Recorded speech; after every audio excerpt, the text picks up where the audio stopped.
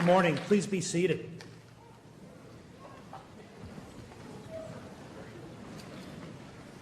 Welcome to this much anticipated and momentous occasion. My name is Frederick Meyer. I'm the Executive Dean of the Mayo Clinic College of Medicine and Science and the Dean of the Mayo Clinic Alex School of Medicine. It's my deep honor and privilege to open this joint commencement for the 2019 graduates of the Mayo Clinic Graduate School of Biomedical Sciences and the Mayo Clinic Alex School of Medicine. Before we proceed, please thank our bagpipers, Dr. Johnson Thistle and Mr. Jeffrey Yerk.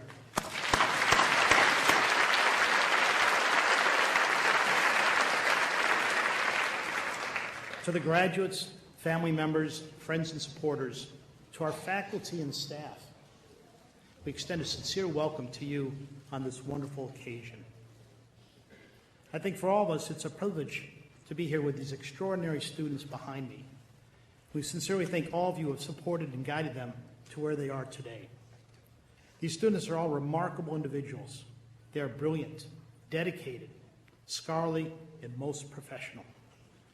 We are extremely proud of these graduating students. They are the best of the best. And on behalf of the Mayo Clinic, it has been a true honor and privilege to team with you and learn with you.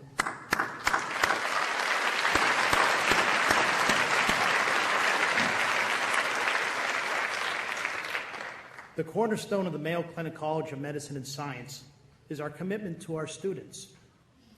When the Mayo brothers and families donated their estate to create the Mayo Foundation for Education and Research, they stated in their bequeath, in quotations, "in service to humanity." You're about to embark on a noble mission of medicine and science. As aspiring students, you placed your trust in us. Trust that we would provide you with an extraordinary education. Trust that your years spent at Mayo Clinic would be fruitful and inspiring. I truly hope that we accomplish this for you all. Our goal is to guide you to develop this knowledge, skills, and confidence necessary to become outstanding scientists and physicians. But we also challenge you to develop a compassion, an aptitude for teamwork, a commitment to altruism, and a lifelong quest for learning. We are truly pleased and proud that each one of these graduates have challenged us to be better than we were when we first started working and educating with them. Today on our stage, we have PhD degrees, which will be conferred upon 30 graduates of the Mayo Clinic Graduate School of Biomedical Sciences, and 42 graduates of the Mayo Clinic Alex School of Medicine will receive their MD degree. 2 of our graduates will be hooded twice today in recognition of their receiving dual degrees, both an MD and a PhD. I join our faculty and staff in congratulating each and every one of you on your accomplishments. We all wish you continued success as you transition to the next phase of your career. Graduates, you are posed on the threshold, ready to carry forward the mission of medicine and science. Just as you placed your trust in us today, we entrust the future of our country and humanity in your hands. I ask all of you to use the wisdom you've acquired to build a better community and better lives for all those you touch. Challenge yourself every day to make a difference. Most importantly, I ask that each of you respect the model of Mayo values that hopefully you've learned being with us. What are they? The respect, integrity, compassion, healing, teamwork, innovation, excellence, and stewardship. Remember these values as you face challenges throughout your career. You will have both successes and failures. Celebrate your successes, but avoid arrogance, and always be humble. Many of you on the physician side will have failures, patients that you have tried to help but could not. I speak from personal experience. You will have patients and families that depended on you, and in the end, you could not beat the disease. You will make mistakes. You will have complications, some with potentially devastating outcomes. I caution you that these are truths, these are the realities that you'll face over your career. During those tough times, try to find solace in your Mayo values of compassion, intellectual honesty, and desire to do good. We can all only imagine the great future you have in medicine and science, and we are very proud to call you Mayo alumni. Congratulations.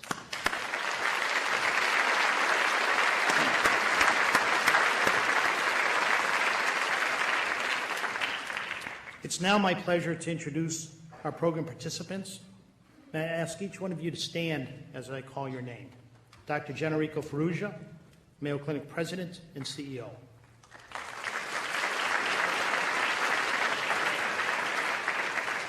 Dr. Richard Axel, our remarkable Nobel laureate, distinguished guest, and keynote commencement speaker.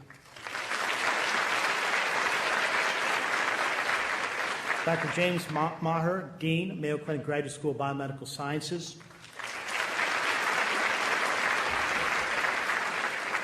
Dr. Michelle Halyard, the Susan Hansen Poole Vice Dean, Mayo Clinic School of Medicine, and Dean of our Arizona Medical School campus.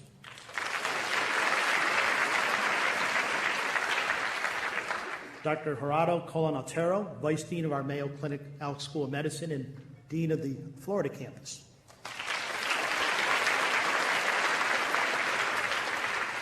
Dr. Michael Boswick, Senior Associate Dean for Admissions.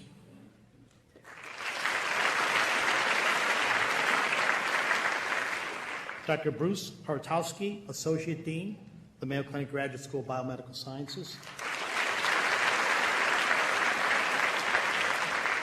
Dr. Kendall Lee, Director of our Medical Sciences Training Program.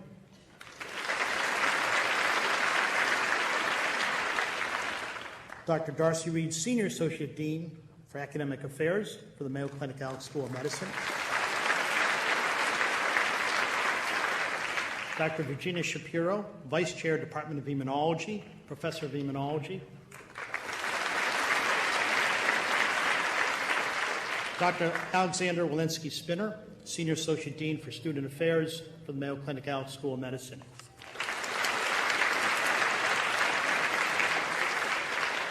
And most importantly, I'd like to ask our faculty who are here to stand. They've done a fantastic job educating your students and children. Please stand, please.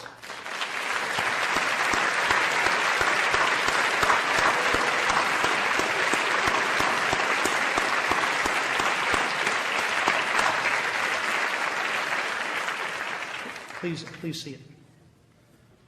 It's now my distinct honor and privilege to introduce the President and CFO of Mayo Clinic, Dr. Generico Ferrugia.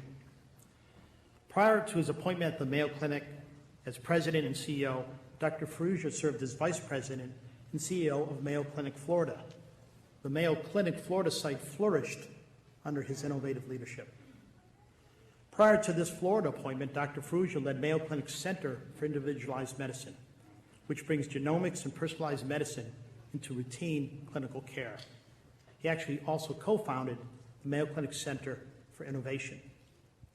He's a member of the Mayo Clinic Board of Trustees, the Board of Governors. He's a professor of medicine and physiology. He still conducts his research as an NIH-funded investigator. He earned his medical degree from the University of Malta and then boldly came to Mayo Clinic across the ocean to seek training. And because of his keen intellect and energy, was recruited to join the Mayo Clinic faculty. He served our institution proudly for over 30 years. He's a distinguished professor and physician with an appointment in the Department of Gastroenterology and Hepatology, as well as the Department of Internal Medicine, Physiology, and Biomedical Engineering. He has many national leadership positions, you might predict. He's prolific in his publications, over 250 articles in peer-reviewed journals. I would comment that since taking the reins of Mayo Clinic, with his administrative partner, Mr. Bolton, he's led us boldly into a future that's exciting, innovative, and energetic. Dr. Ferrugia, would you please join me on?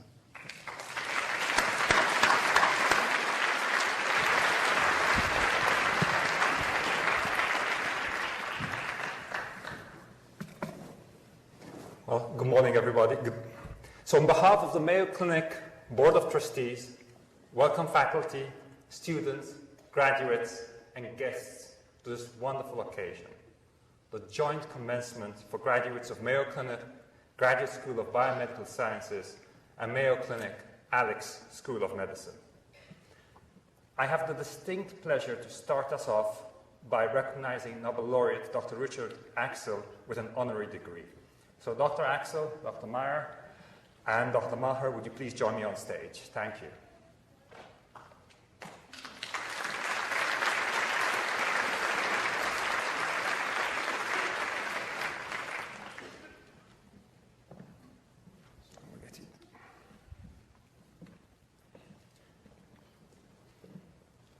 So the honorary degree citation reads, Mayo Clinic and Mayo Clinic College of Medicine and Science have conferred upon Richard Axel the Doctor of Science honoris causa in recognition of his outstanding contribution as a distinguished educator, scientist, and molecular biologist.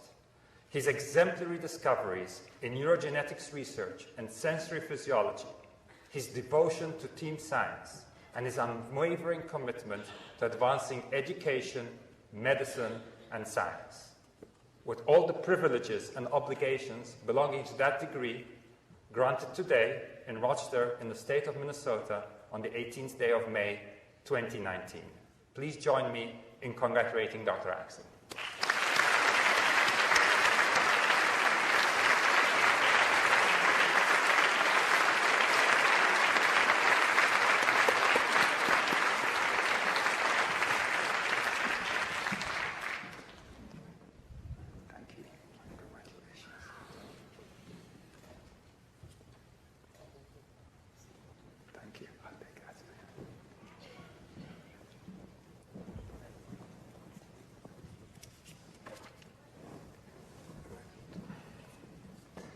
And now, I'd like to introduce, as you've guessed, our distinguished commencement speaker, Dr. Richard Axel.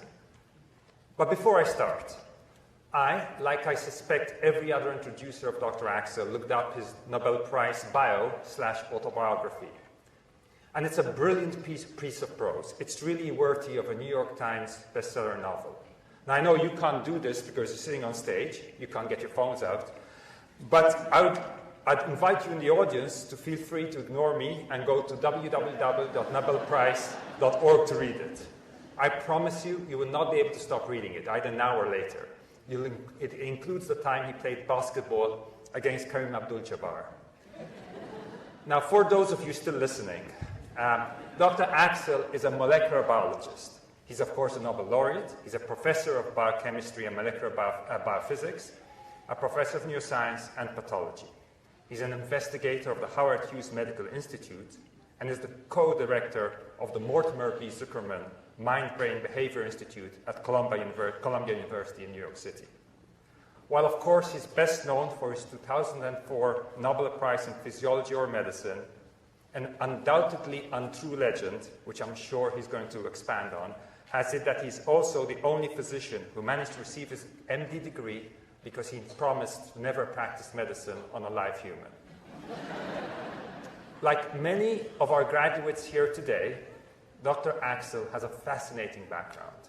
He spent his childhood playing stickball, baseball, basketball on the streets of Brooklyn until he was moved out of that neighborhood and sent to high school for gifted students in Manhattan.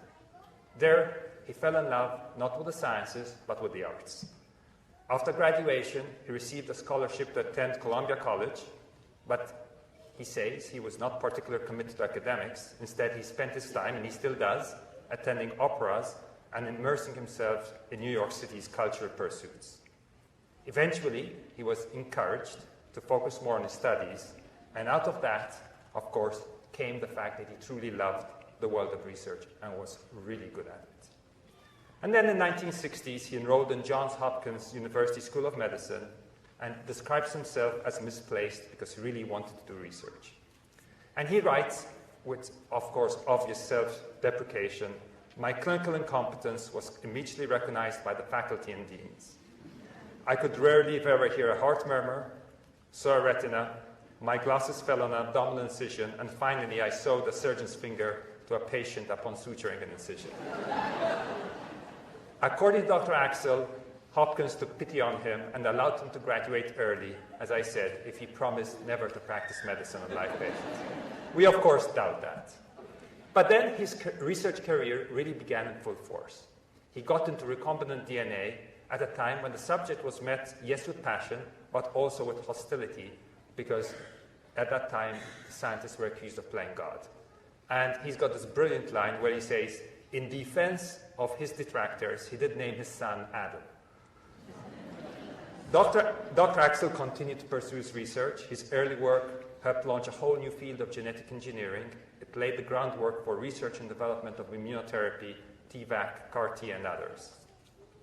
Closely working with colleagues, he developed gene transfer techniques, introducing genes into any mammalian cell, and that led to many discoveries, including one that's often cited because it is so important, the isolation and the functional analysis of CD4, the receptor for HIV. He then turned his attention to the neurosciences, using molecular biology to address questions in neuroscience. His work characterized how animals smell things. His research with colleague, Dr. Linda Buck, on the sense of smell revealed that hundreds, 1,000 genes were involved in recognizing odors, and then providing insight how these genes shaped our own perception of the sensory environment. And that, of course, led him and Dr. Buck to win the 2004 Nobel Prize for this research. Now, Dr. Axel's current work continues to center around odors. He's moved up, and he's now at the brain, working on how representation of these odors leads to meaningful thoughts and behaviors. So, today we confer degrees on 30 students from the Mayo Clinic Graduate School of Biomedical Sciences to 42 students from the Mayo Clinic Alix School of Medicine, 2 of whom are also receiving an MD PhD. So, as I turn towards you, today as you graduate and you get ready to do what he did, which is to challenge current dogmas, I hope you are as encouraged and inspired by Dr. Axel's incredible career journey and his accomplishments. We are incredibly honored to have him offer the commencement address for the class of 2019. So please join me in welcoming Dr. Richard Axel to the podium. Thank you.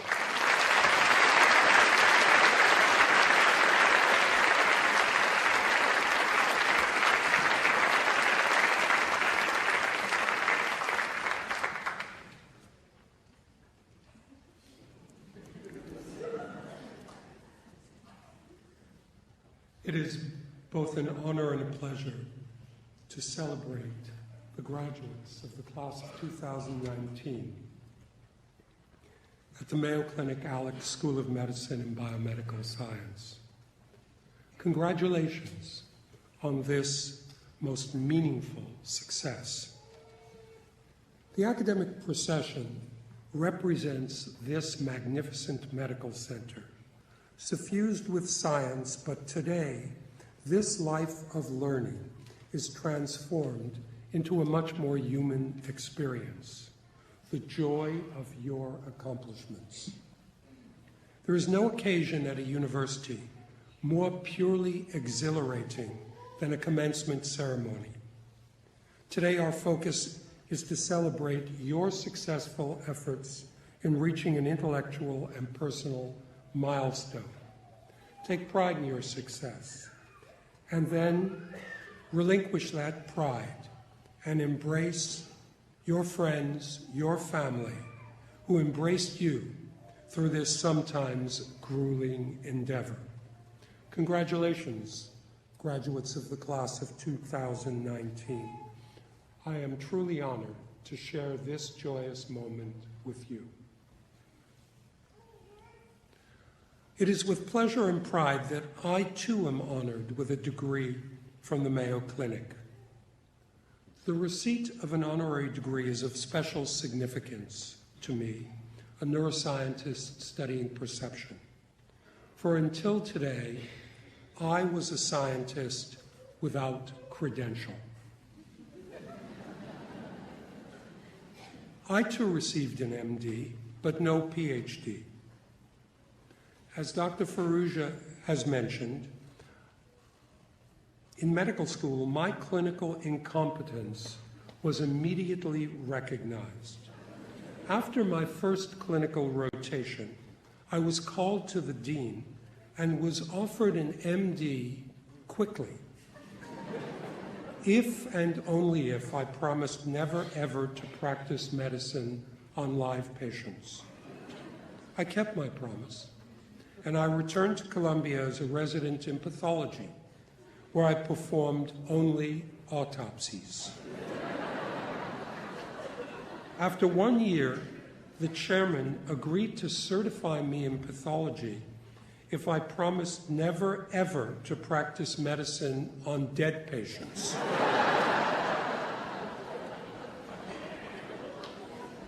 I therefore entered science by default, without a PhD. And today, the Mayo Clinic School of Medicine will honor me with this long-coveted degree, a doctorate of science, honoris causa, and I'm deeply grateful. The novelist Émile Zola rhetorically asked in an address to students, "Did science promise happiness?" "No, I don't think so," he replied. "It promised truth. And the question is whether truth will ever make us happy." Today we can answer Zola. Medical science has indeed brought you happiness. But I'd like to consider Zola's question of truth more deeply. Your life at the Mayo Clinic has not been some frivolous exercise. Your experience at this great medical center embodies what the world needs most, a nurturing of a quality of mind that is essential if one is to live fearlessly in this complex world. You have been living in one of the most extraordinary environments. The freedom to pursue pure knowledge and translate this knowledge to the clinic at the Mayo is without parallel. No ideologies, no dogma, no politics have limited your curiosity. As exhilarating as this can be, it is not easy to have true freedom of mind. Much of the world cannot abide by this degree of freedom, and our society depends upon its academic institutions to defend the freedom of inquiry, to answer bad ideas with better ideas. Indeed, freedom of inquiry is a condition for the very existence of the academy, and it is fragile. During your time as students, you have seen science under siege. Both science and medicine have often either been manipulated by political or religious rhetoric or simply denied. Ironically, the biological world you have helped to elucidate seems either continually under attack or disbelieved. While we as scientists exult in the glory of knowledge, the reaction of many people is to cower at the threat of this understanding.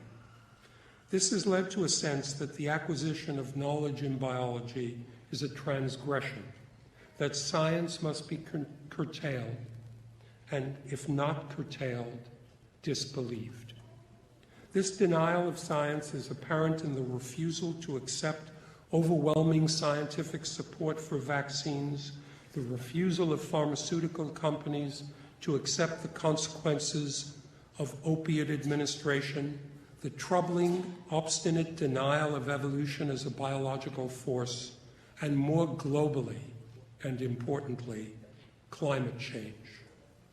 It is your task to continue the proud heritage of this medical school, to help build a world in which truth matters, a world that idealizes the virtues of deep and open thought, a world governed by reason, insight, and humanity.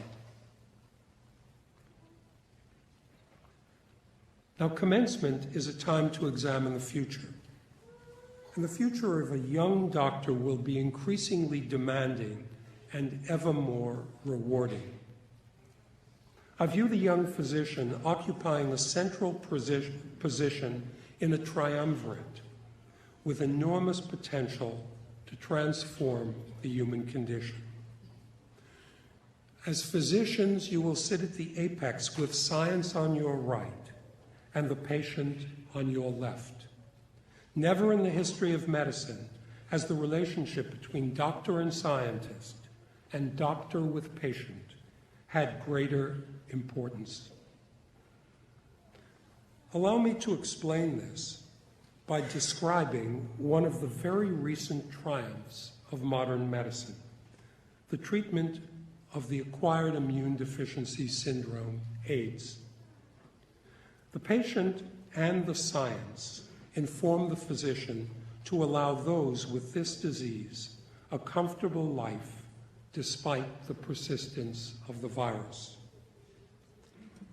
In 1981, a young French resident, a friend, examined an immunodeficient patient with an opportunistic infection. The patient spoke and the doctor listened. The doctor learned that two of the patient's friends were experiencing similar symptoms at different hospitals in Paris. The young physician visited the men and drew their bloods. Fearing an unknown pathogen, he personally brought these bloods to the Pasteur Institute and urged the search for an infectious agent. Within a year, the culprit, a lentivirus, HIV, was identified, and shortly a diagnostic test was designed. However, the virus still killed. Lentivirus was intensely studied by biologists for 30 years because its replication was thought to violate the central dogma of biology. This class of viruses, however, was not associated with human disease, but through the assiduous pursuit of pure knowledge, we learned a great deal about its life cycle. As a consequence, drugs rapidly emerged. Here, pure science informed the doctor. The evolution of an effective therapy, however, again required the participation of patient and doctor. Resistance to individual drugs evolved rapidly, and triple therapy was the solution. The individual drugs in the cocktail were made by different pharmaceutical companies, and drug companies do not collaborate. They compete. This was prevented by the union of vocal patient and physician advocates and triple therapy. And triple therapy now affords a normal life to individuals with a formerly lethal disease. This is truly a triumph of the triumvirate of doctor, science, patient.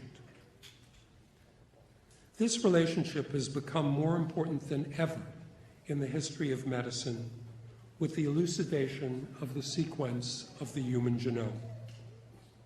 In 2003, the world was handed a deeply meaningful and beautiful accomplishment, the complete sequence of the human genome. Biologists were delivered a new and powerful tool. The human genome has been called a Rosetta Stone, the Book of Man, the Code of Codes, the Biological Periodic Table. Even President Clinton could not resist the metaphor and describe the human genome as the language with which God created man. This scientific accomplishment, the progression from the elucidation of the structure of the DNA helix to an understanding of its 3 billion nucleotides in 50 years, is a stunning trajectory with no obvious equivalent in biology. This new knowledge, with its implications for human health, imposes new and exciting responsibilities upon you. We've learned that different individuals share 99.9% of their nucleotide sequence. It's remarkable. But with 3 billion nucleotides in the chromosome, each individual will differ from one another at 3 million sites in the chromosome. These differences will have profound impact. They will transform the diagnosis, treatment, and prevention of disease. We have, for example, discovered over 1,000 unique associations between variants in DNA and disease. New developments in somatic gene therapy and gene editing now allow us to correct these variants, placing the physician at the cusp of unimaginable advances. Somatic gene therapy in sickle cell anemia has very recently resulted in sustained remissions.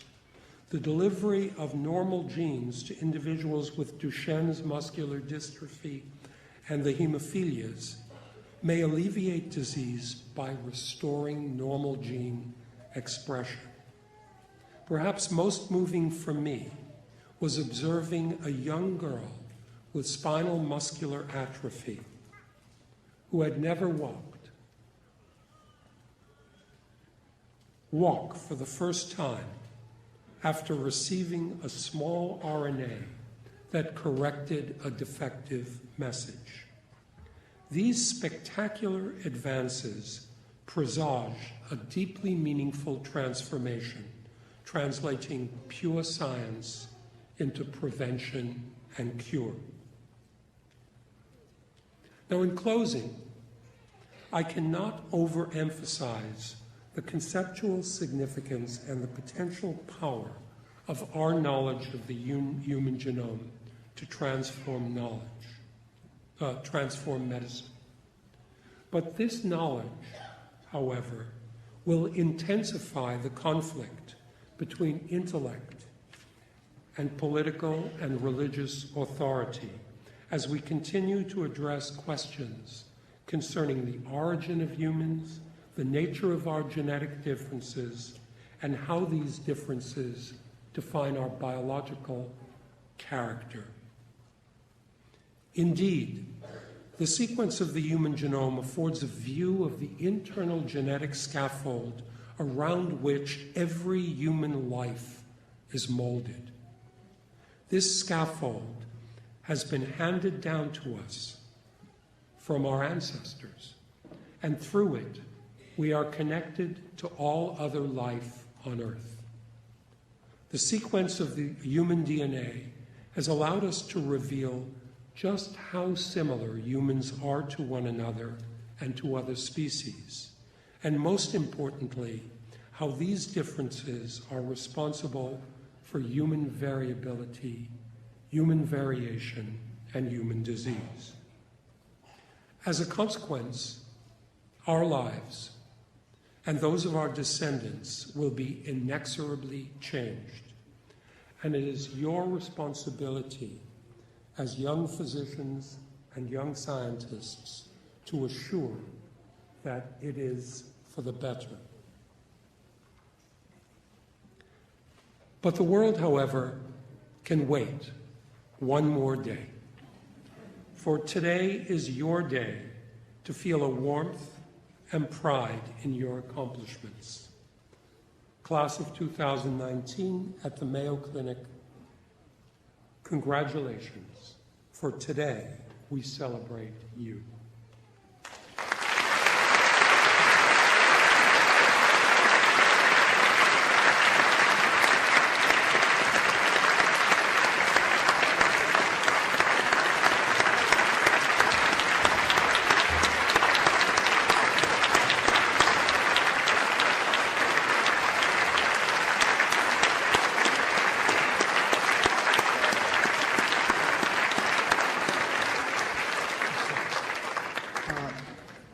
Dr. Axel, thank you for inspiring and brilliant commencement presentation that rings true to Mayo Clinic and our focus on translational science. Thank you very, very much. Jim, Dr. Maher, can I ask you to stand in the center for a minute?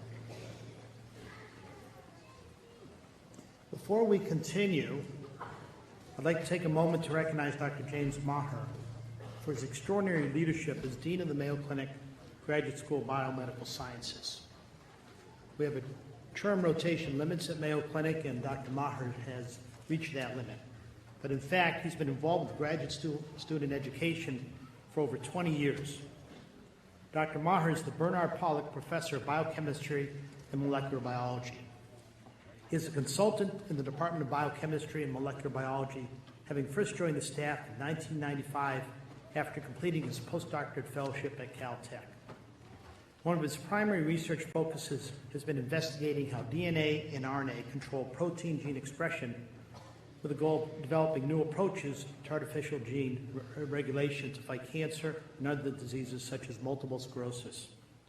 He has robust NIH funding. He's authored numerous articles and book chapters. He has received multiple awards for his science and leadership. During his tenure at the school, our Graduate School of Biomedical Sciences has prospered and seen significant growth in our PhD and MD PhD training programs, with the recruitment of stellar students behind me here attracted by the graduate school's commitment to education and science. Dr. Maher has also been a valuable and insightful leader and a strong advocate for diversity in science. He's directly responsible for a continuation of a large NIH grant, which focuses on research, education, and training for students and aspiring students from backgrounds of disparity and diversity. Most laudable. Lastly, he's deeply spiritual. He's altruistic to the core. Dr. William Mayo once said, when knowledge is translated into proper action, we speak of it as wisdom. This is Dean Maher. And Jim, your fellow deans have purchased a gift for you in celebration, and we ask that you open this with your graduate students after commencement ceremonies. And I'll leave it here for you. Thank you.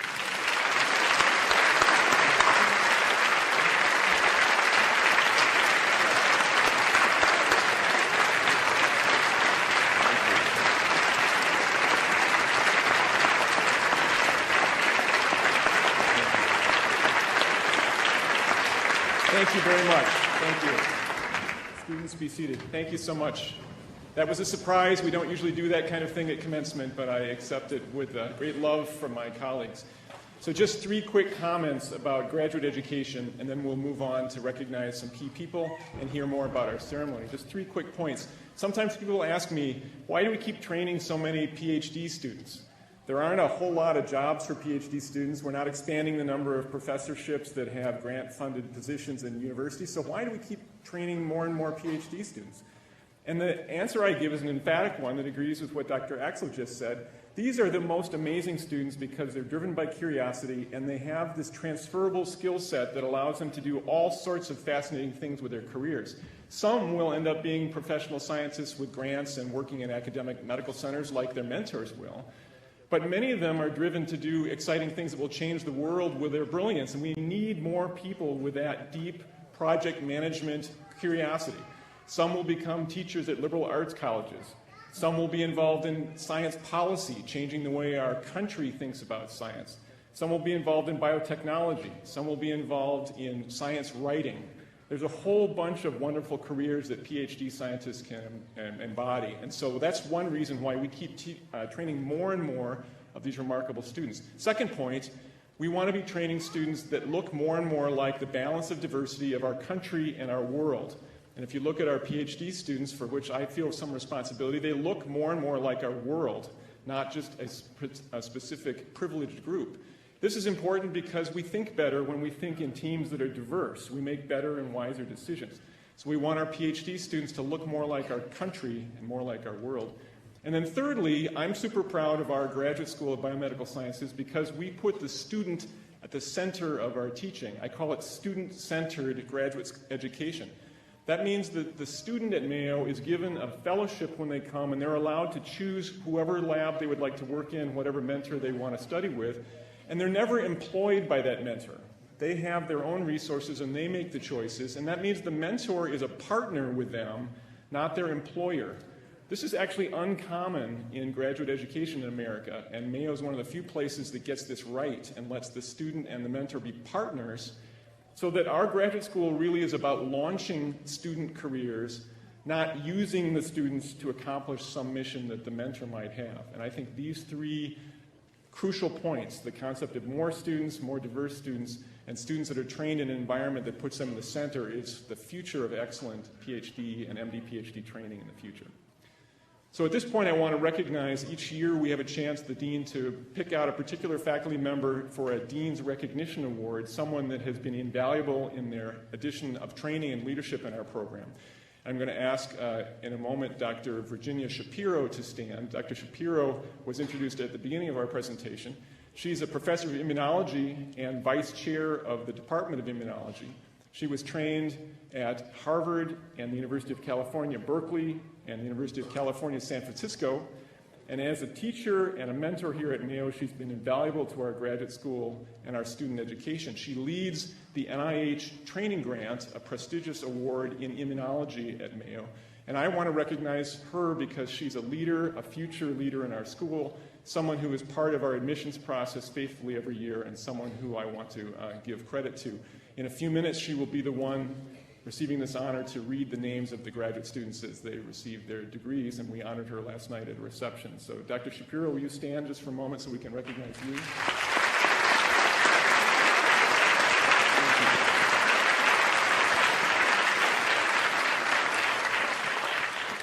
Thank you.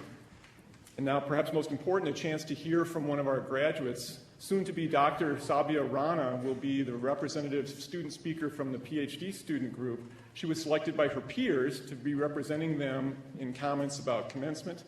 Sabia is originally from India.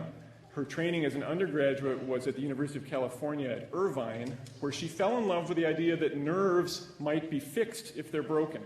And research in nerve biology and the possibility of repairing nerves or repairing people with spinal cord injuries or nerves that damage that affect their lives has been a theme in her work. She came here to work with Carlos Mantilla and Gary Seek in our biomedical engineering and physiology track and did her PhD work there very successfully. She'll soon be leaving to do her postdoctoral fellowship at the University of Florida.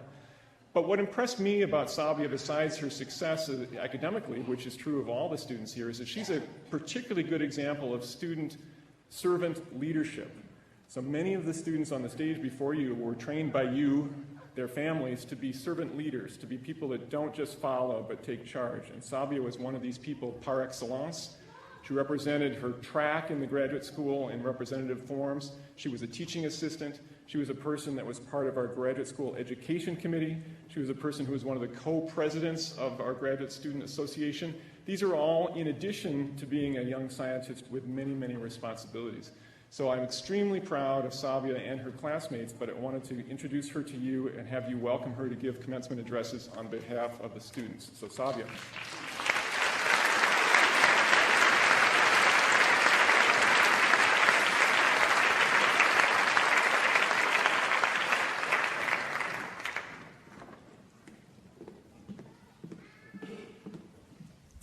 Thank you for that glowing introduction, Dr. Maher. First of all, I want to express my deepest gratitude for having given me a chance to speak on behalf of the graduating class of 2019. However, I do have a confession to make. I wasn't quite sure what entails a commencement speech. So like any well-trained scientist would, I turned to dear old Google to understand the anatomy of a commencement speech. I'm kidding. I promise we're more rigorous in our research and scholarship than Google and Wikipedia. But anyhow, from what I gathered, this speech is meant to give us life advice, inspiration, and to celebrate our achievements. So let's start with life advice, shall we? Contrary to popular belief, not all PhD graduates are ancient. Why, thank you. As much as I would like to give myself credit for spending countless hours hunched over a microscope and contemplating all of life's secrets, I will humbly refrain from dropping cliched one-liners and leave the job of life advice to all the mentors in our lives. But like you all, I have lived and breathed the life of a graduate student for these past 5 years. So what I do want to do today is remind us of some of the key lessons we've learned along the way. Attempt to put these experiences into perspective with my hopes and aspirations for our future, and to connect us back to the central element, humanity. Now, everyone in this auditorium today, I want you to take a long, hard look at the brilliant minds sitting in front of you on the stage. I implore you to acknowledge and respect the tenacity, the resilience, and the dedication of these individuals. Failure is the common thread that binds our graduate career together. But despite all odds, these individuals persevered and finished the tasks that they set out to accomplish. And today, we celebrate them.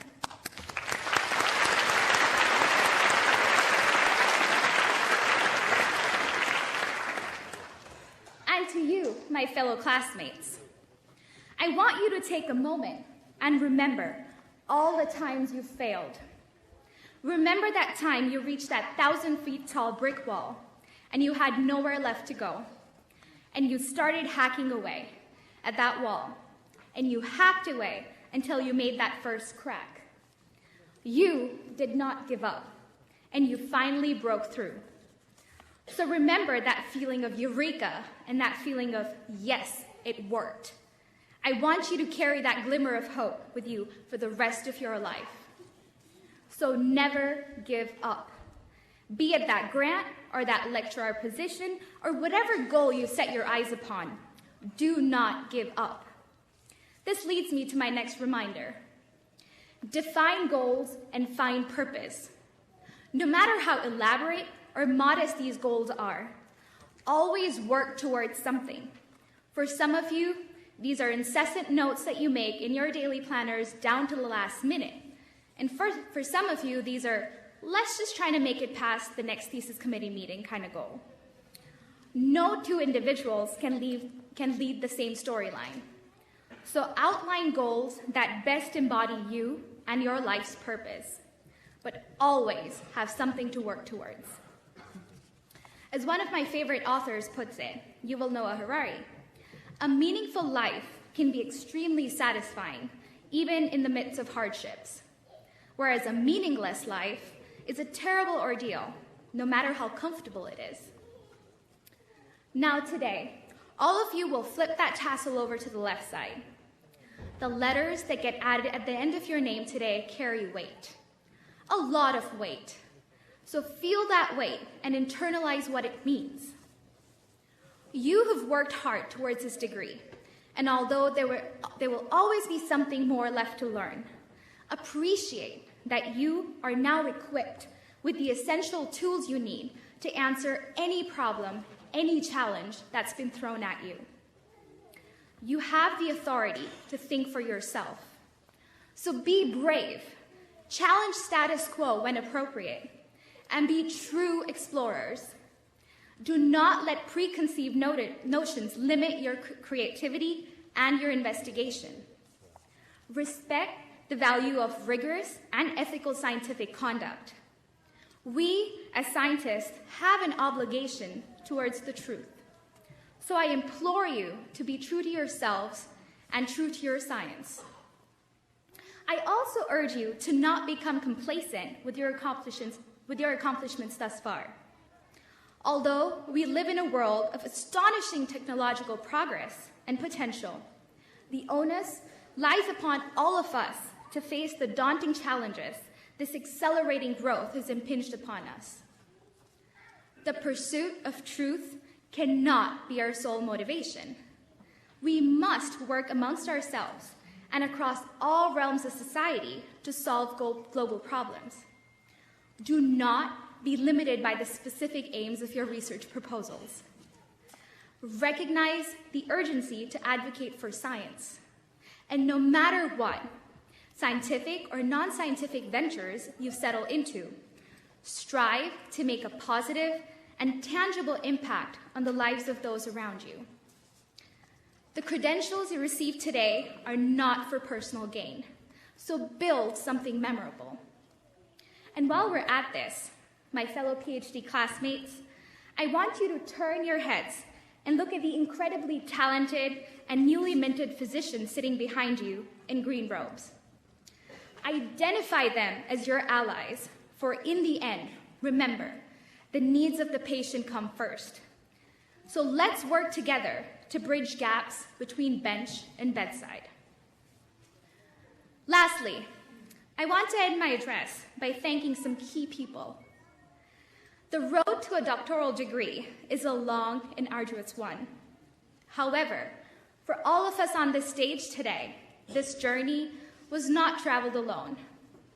On behalf of the graduating class of 2019, I would like to offer my deepest gratitude for the parents, the significant others, the children, the siblings, and the friends who have entertained our crazy ideas, and those that have made countless sacrifices to support our endeavors. For most of us, graduate school involves eccentric hours and very little structure. You never know when that supposed 2-hour experiment is going to turn into a late-night battle with lab equipment. Many dinners have been left out cold. Many show tickets have been wasted. Many holidays have been missed to get us all here today. But you all never gave up on us, and we thank you sincerely.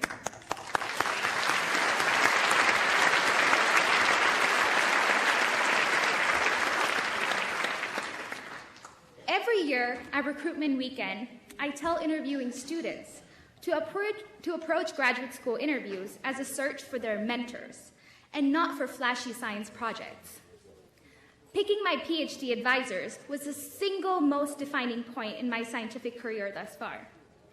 Our mentors have spent countless hours nurturing us and molding us into leaders for the future.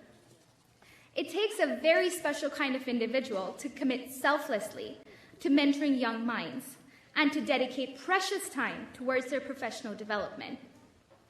I would like to recognize the exemplary mentors to the graduating class of 2019 and thank you for your continued commitment for our excellence and for making us your partners in science. I would also like to thank and acknowledge 2 inspiring faculty members in particular who were selected as Teachers of the Year by the graduate student body. Dr. Gina Rizidlo and Dr. Alexei Matvenko. Dr. Matvenko is not able to be here with us today, but I would like to ask Dr. Rizidlo to please stand as we thank you for being an outstanding educator and dedicated mentor.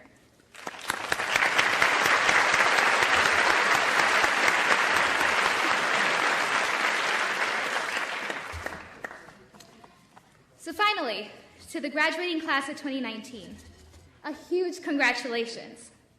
I want to end this on a positive note. I urge you to spend some time today in appreciating all the incredible people around you. Be proud of yourself and your classmates. Be proud of the legacy you are leaving behind at Mayo. And in all this glory, remind yourself that this is only just getting started. So science away, amigos. Thank you.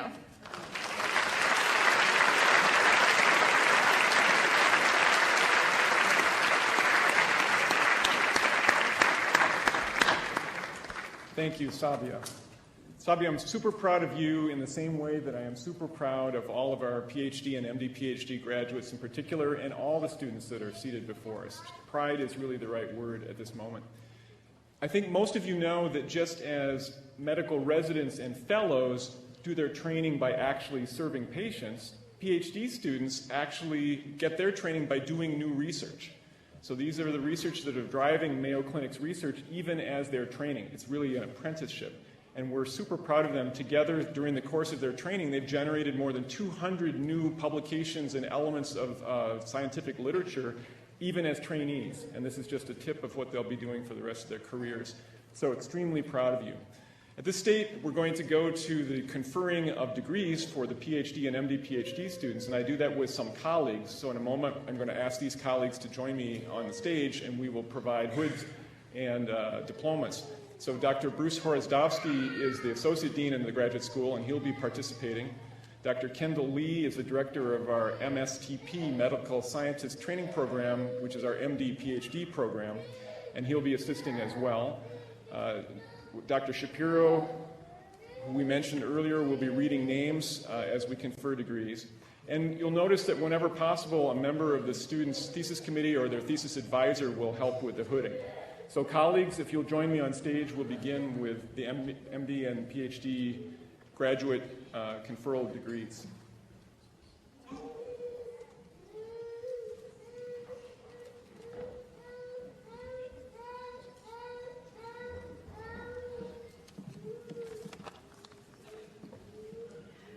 Members of the Mayo Clinic Graduate School of Biomedical Sciences, class of 2019, please rise.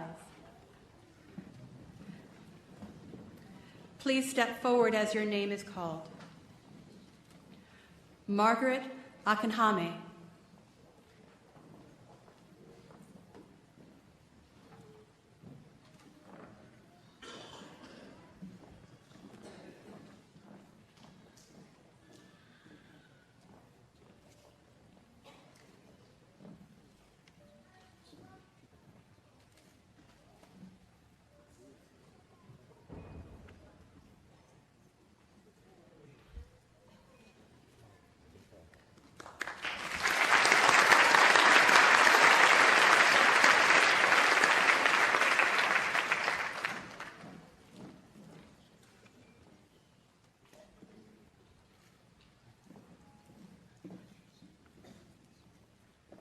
Jennifer Arroyo.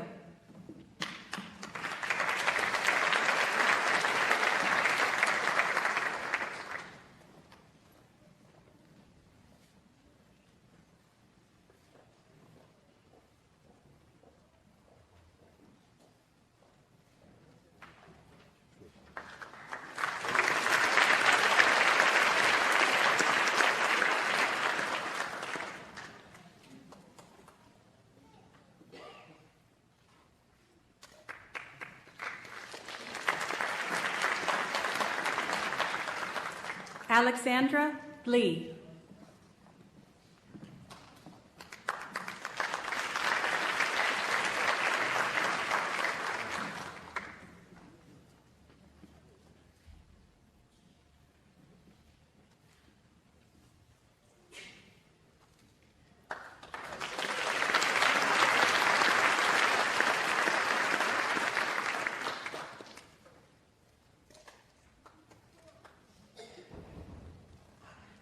Emma Brandt.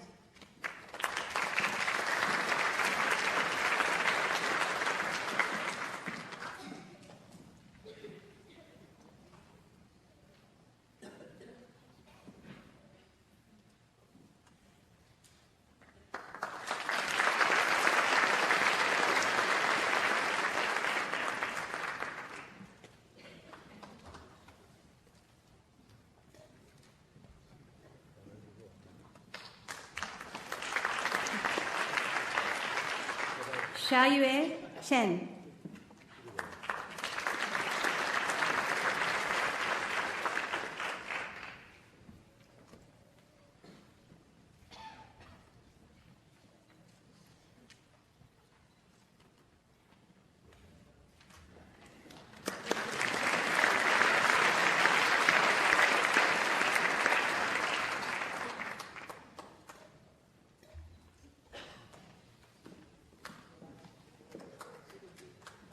Yang Chen.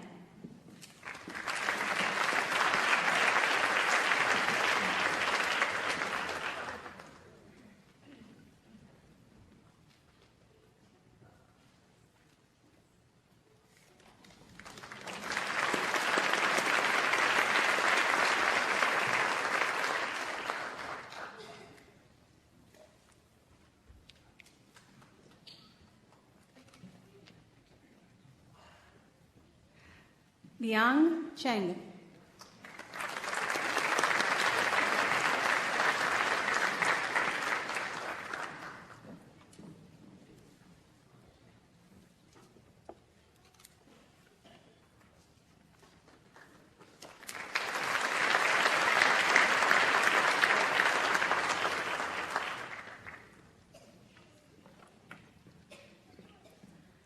Daun Chloe Chung.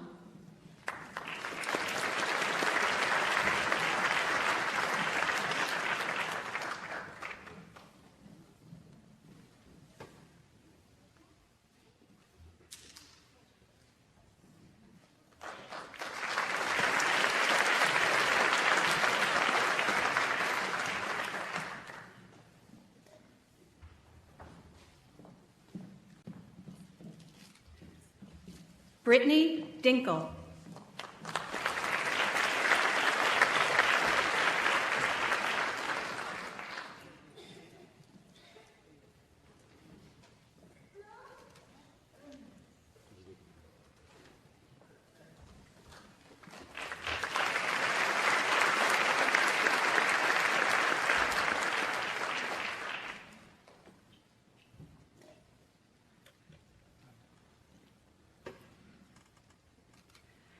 Yuan Gao.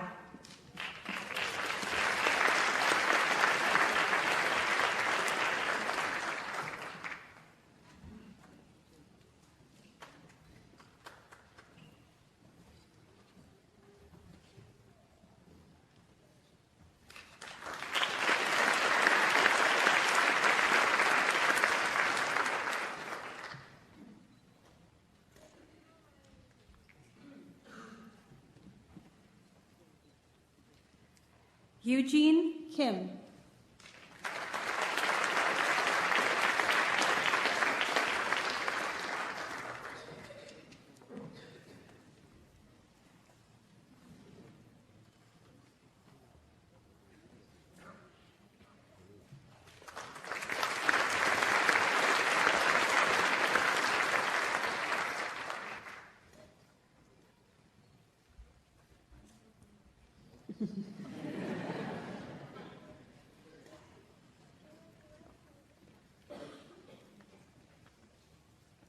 Reynold Lee.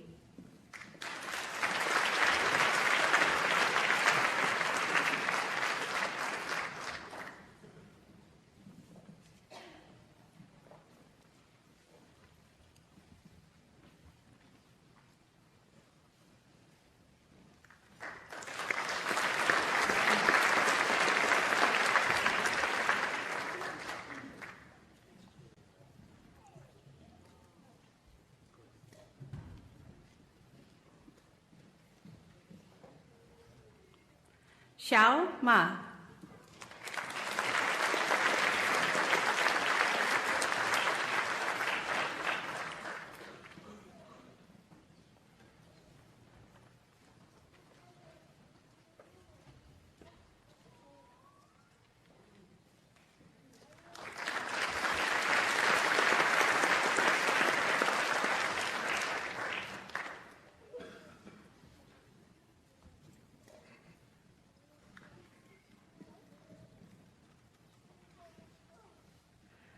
Courtney Mayo.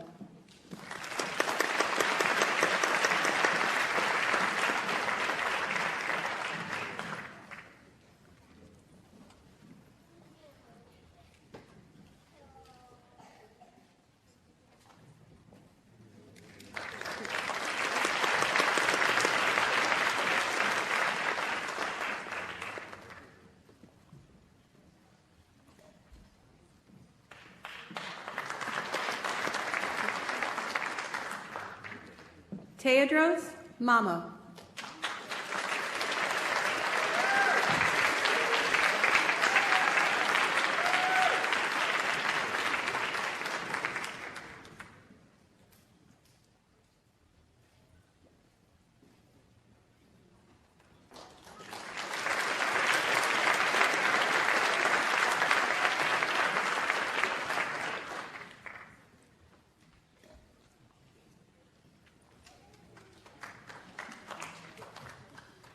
Lorena Marcano Bonilla.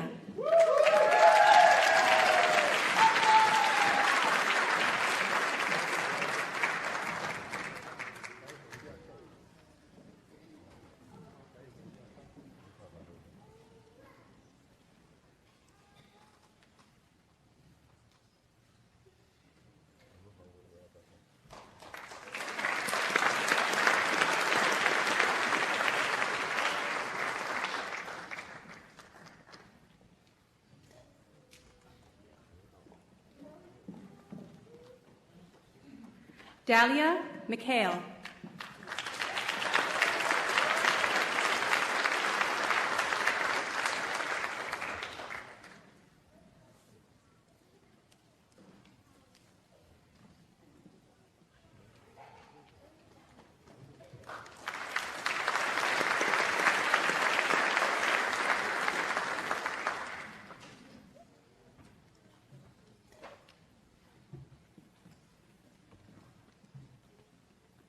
Isa Mohammed.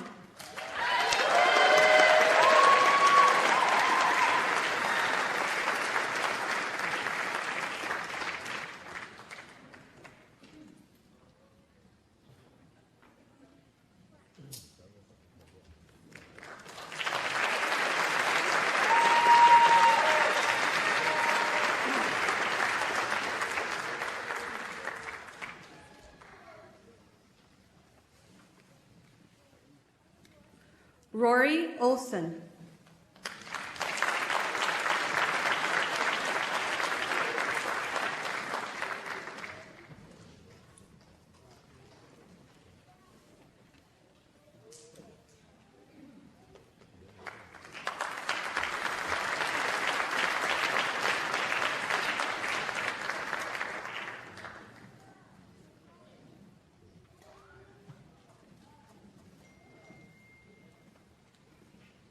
Christopher Parks.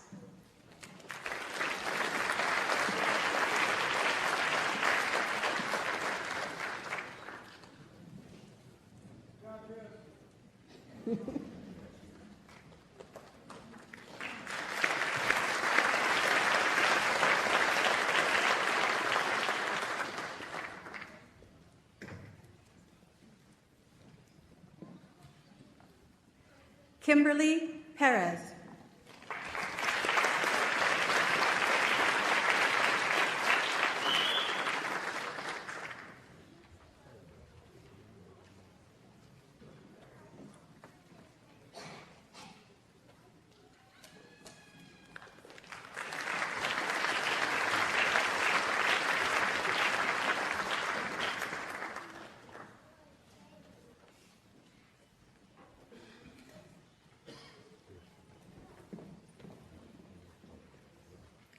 Rachel Phillips.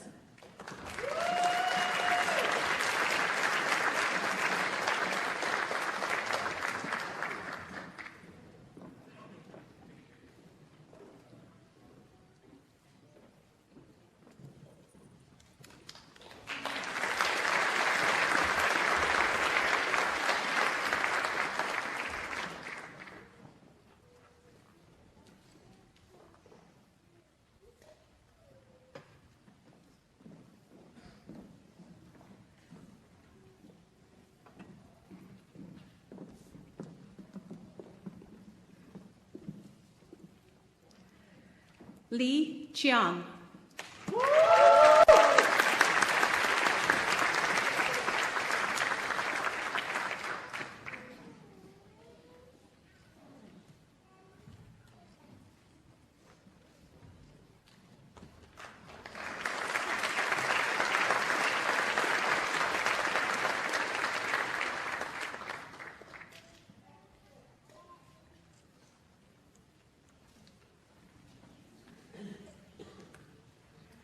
Sabia Rana.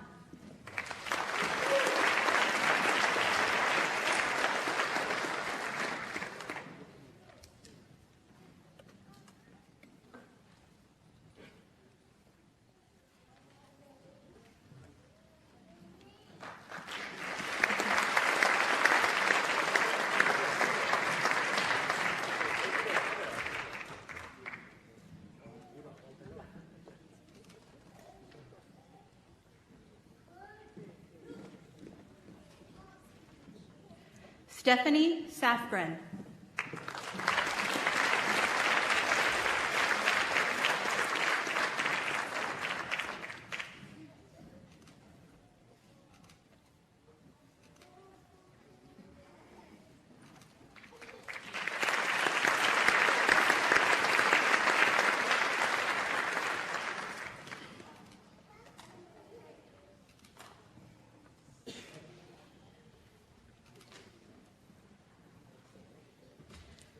Kevin Shim.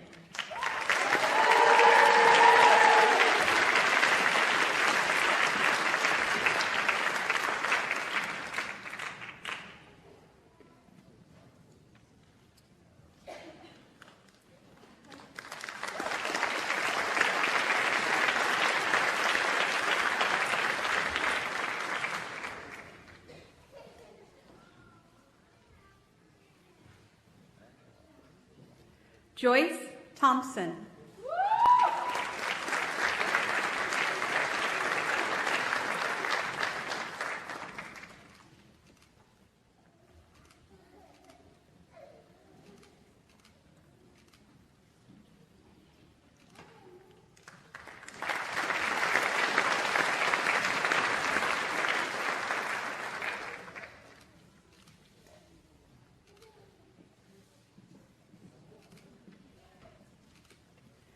Sneha Vivekanandan.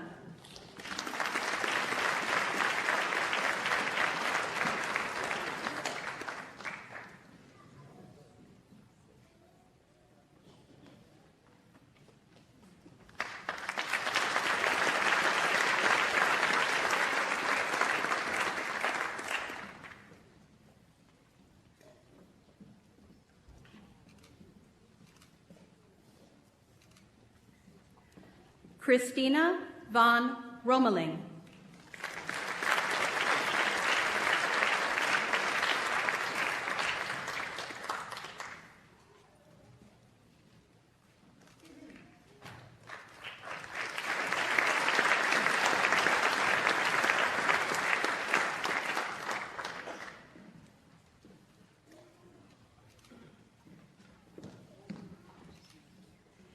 Heijin Yoon.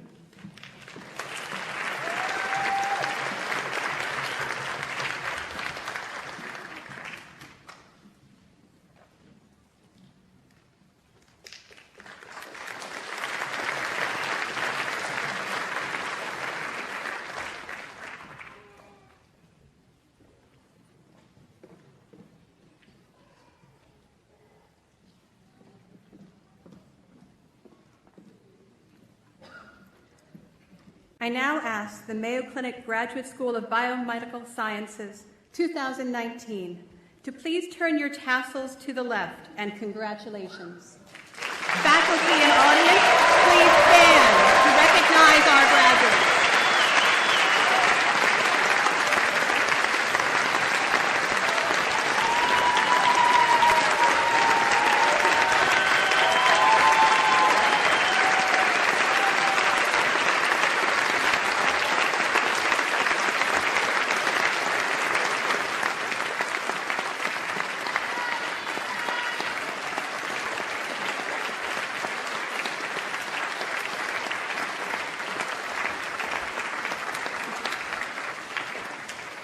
Please be seated.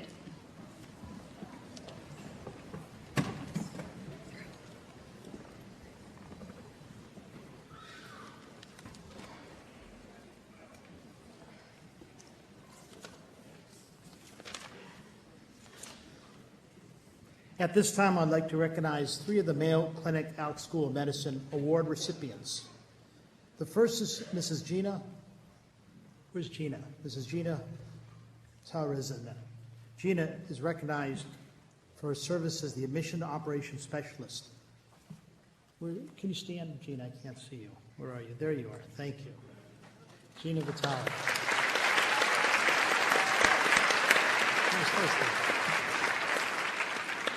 So Gina is recognized for her service as the Admission Operations Specialist, a critical role she's played in the recruitment of these outstanding medical students behind us, her service as advisor and confidant to program applicants, and her role as counselor to the admissions team on all 3 Mayo Clinic School of Medicine campuses. Her ability to advance the entire educational enterprise while dynamically and sensitively devoting herself to meeting the needs of team members and student applicants is beyond admirable. She's been instrumental in the successful expansion of our admissions activities in both Arizona and in Florida to a national medical school, and she was critical in helping us surpass the LCME reaccreditation cycle, which we're all very proud of, especially in the front row here. Gina, thank you so very much for your dedication to excellence, to recruiting, helping us recruit the best students across the country, and your commitment to the medical school, Mayo Clinic, and education. Thank you.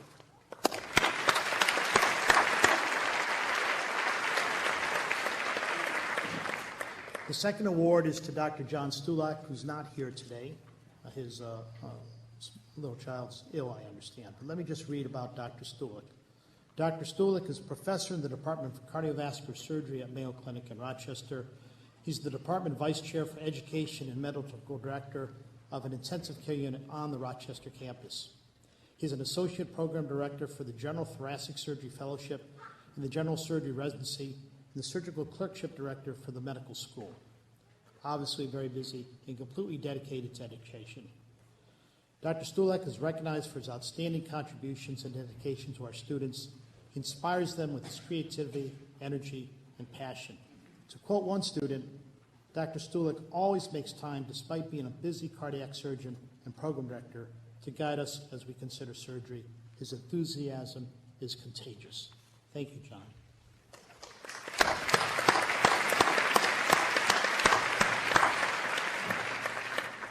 Now I'd like to recognize Dr. Walter Franz as the recipient of the Dean's Recognition Award for Diversity and Inclusion. Walter, are you here? Dr. Franz was selected to receive this award in honor of his outstanding contributions to furthering the school's vision for recruitment and retention of diverse students in creating a learning environment that embraces diversity and inclusion. Dr. Franz is a military veteran. He retired with the rank of colonel after 23 years of honorable service. He served 3 tours in Iraq and 1 in Afghanistan. His military awards include the Bronze Star Medal and the Combat Medic and Combat Action Badges. Dr. Franz has led activities and programs that use simulation to engage medical students from disadvantaged and diverse backgrounds in clinical learning, to encourage them to explore the possibility of science and medicine, to think big, despite perhaps disparity, disadvantaged backgrounds. He also has devoted himself to caring for military individuals. He's focused on disaster and energy management. So Walter, thank you very much.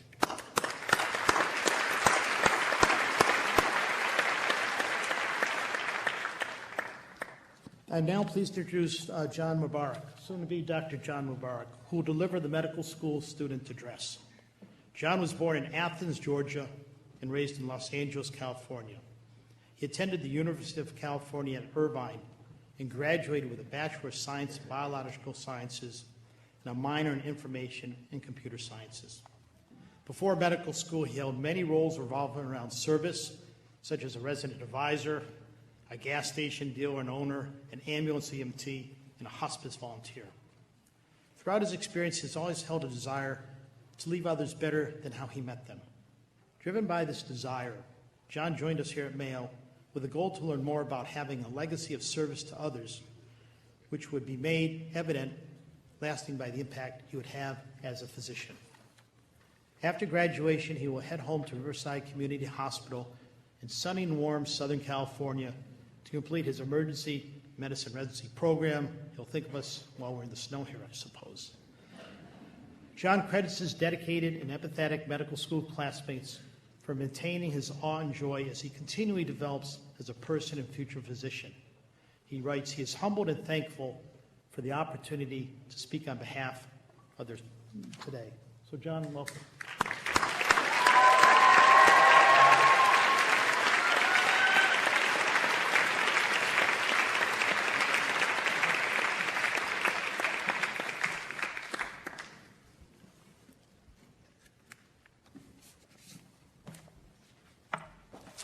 Well, how exciting.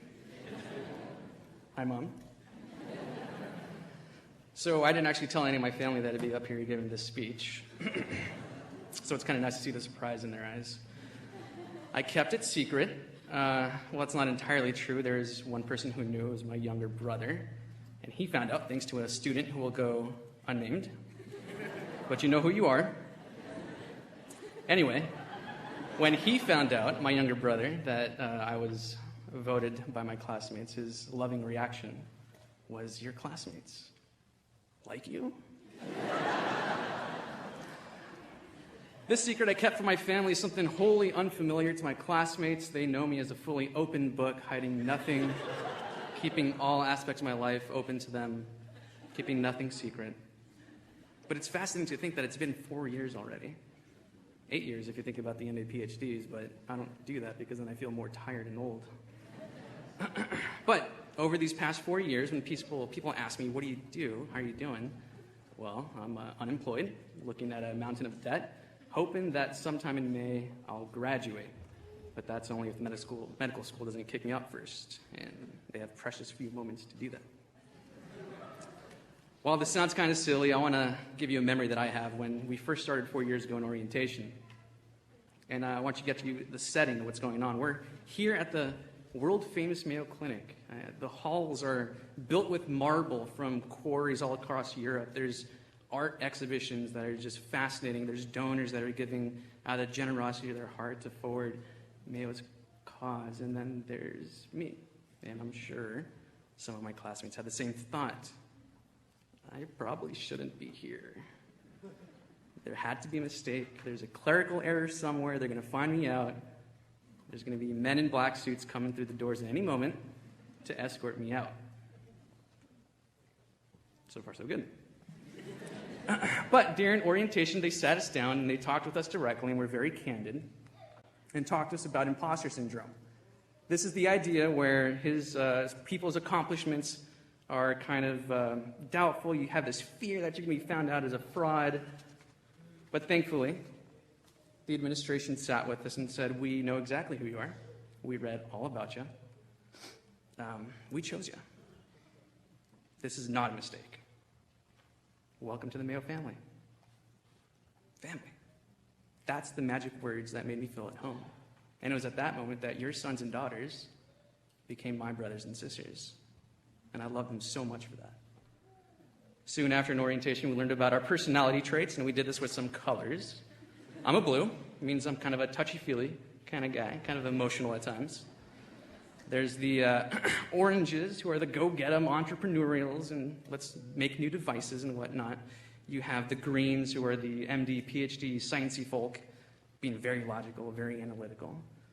And then, a shock to me, are the golds.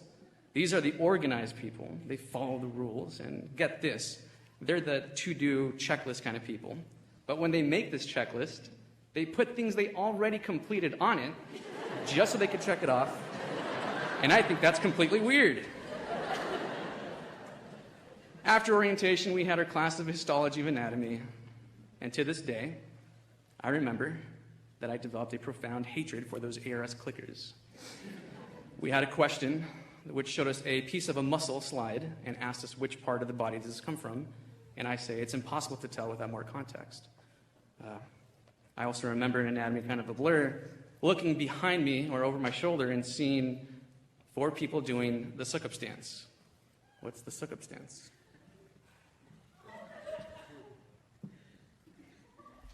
Very strange, but I'm pretty sure it's a new level surgical technique. We had many study sessions. We visited each other's homes. We analyzed and contemplated the CYP2E1 mechanisms profoundly and enjoyed learning from those. After that, we had pathology, and we learned from the great Dr. Grandy. Speaking of Dr. Grandy, we voted for him to be as our teacher of the year, along with Dr. Gregoire.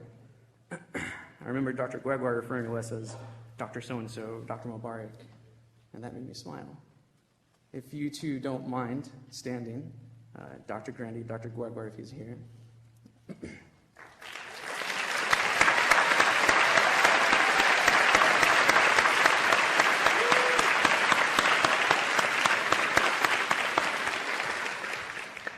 You have our heartfelt appreciation. You've made our medical school amazing, wonderful. Thank you so much for teaching and helping us.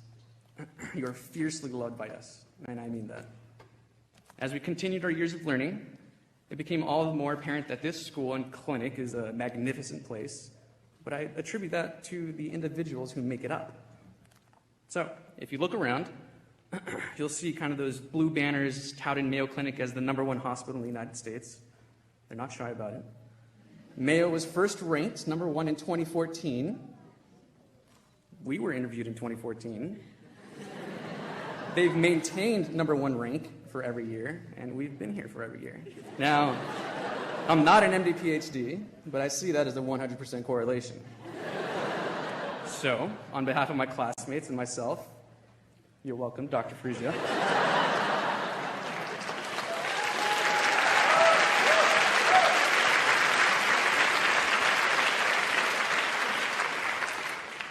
Jesting aside, I went to class alongside some remarkable students. I don't have to convince you guys about that. I had remarkable conversations, and I would actually, it's kind of weird, imagine myself talking to complete strangers and just thinking of people in my class and how I would love for this person to be my family physician, why this one would be my surgeon, and just talking about how amazing they were. I was able to put this into practice when I had some buddies from California visit me. And at some point in the conversation, I put up our class roster on the TV and literally went one by one, gloating about each and every one of them, talking about how we went on camping trips together, how we went to retreats together, how we ate together, how we visited each other's weddings, only one of which was kept secret. We celebrated each other's babies, only one of which was kept secret. We mourned in each other's trials, and we grieved in each other's losses. And it's in times like this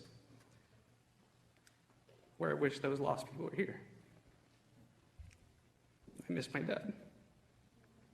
But we did the things together that friends and family always do. We loved each other. And one of the things that friends and family gotta do is say goodbye. This is the last time we'll all be together. There are faces here that we'll never see again. And I stand here absorbing that fact. It makes me sad. Another thing that my classmates know about me is that I incessantly take pictures. I take videos constantly. They have a memory of in neurology when we did the dermatome dance and I was video recording the whole thing. I would record times we went to dinner together. Basically, things that I wanted to keep as memories as I moved forward because I knew there would be an end. However, there were times where I had some classmates come up to me and question what I intended to do with these photos. They questioned the appropriateness or the timing of me taking such photos. So,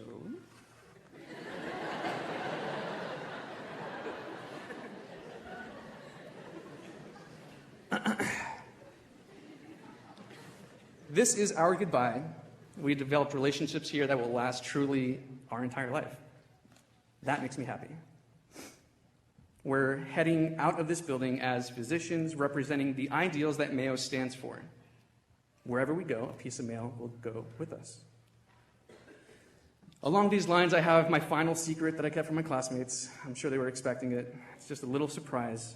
In the back, we were once given these little boxes with Mayo Medical School at the time, and within those boxes I've placed pieces of stone that came from the Mayo Medical School exterior, the wall. So this is a parting gift I want to give to each one of you guys as you go forward, so you have a memory to continue with Mayo Clinic with. And the memory would be that you should remember the stones from which you were cut and the cores from which you were hewn. You guys are Mayo Clinic graduates. I know what you're thinking, oh, John, that's so sweet, that's so special, how wonderful. And then there's those of you who are more like me who are like, hold on, how did you get so many pieces of the medical school? There's still time to kick me out, add vandalism, under cover of darkness with a chisel. In truth, the school went under renovations and there was a few name changes, so there was plenty of stone that the construction workers were very kind to let me keep. That's my story and I'm sticking to it. Now, for my goodbye. Thank you to all the medical school staff. You guys were outrageously supportive, and we love you so much. To our family, to our friends who were with us all the way, again, could not have done it without you. To the educators, to the mentors, and to all others who helped us, thank you so much. And finally, to my classmates, I love you guys. I will miss you. You made me a much better person.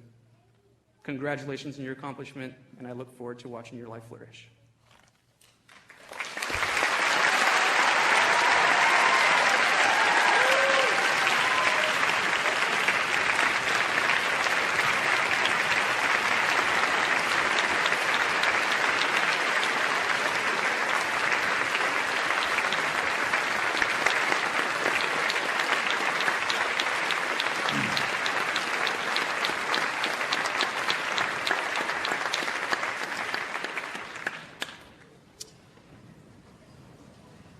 Now we will confer the Doctor of Medicine degree to our graduates of the Mayo Clinic House School of Medicine. 33 of these students are some of the first in the nation to receive a certificate in the science of healthcare delivery, reminiscent of Dr. Axel's admonition to us to extend medicine and heal society. These students are also learning about the science of healthcare delivery. In recognition of our National Medical School with 3 campuses, I also would like to invite to the stage the following: Dr. Dorado Colanotero, Dean of our Florida campus; Dr. Michelle Halyard, Dean of our Arizona campus; Dr. Michael Boswick, Senior Associate Dean for Admissions; Dr. Darcy Reed, Senior Associate Dean for Academic Affairs; Dr. Alex Walensky Spinner, Dean of Student Affairs;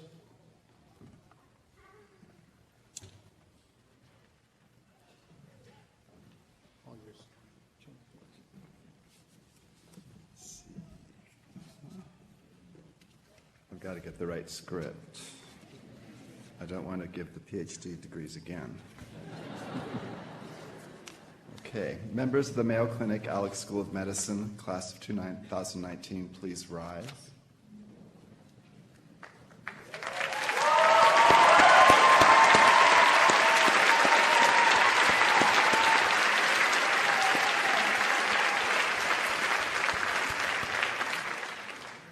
You do not sit down, and you step forward as your name is called.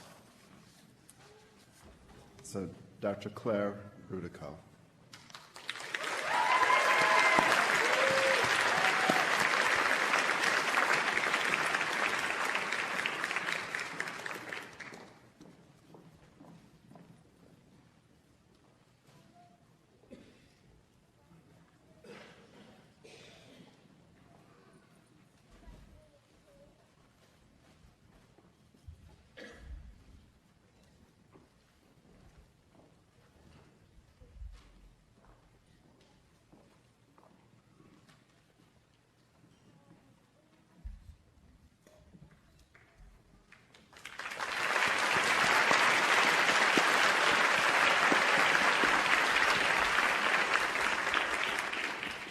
Dr. Christopher Din.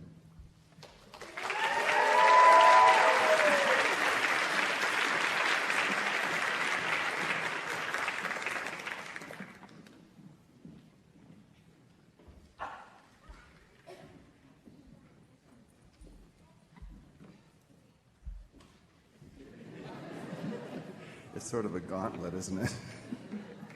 Should I keep going?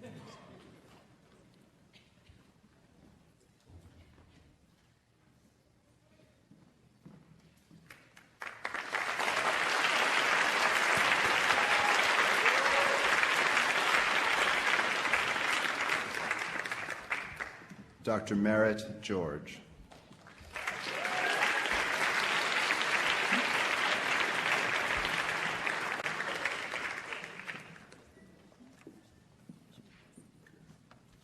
His name's not here. Oh, it is. Interesting. Well, we'll return. Dr. Richmond Castillo.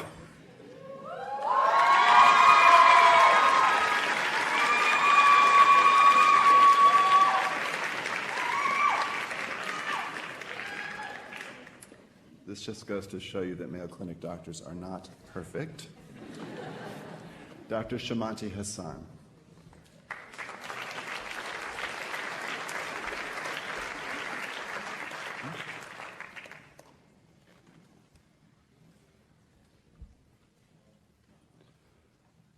Really not perfect.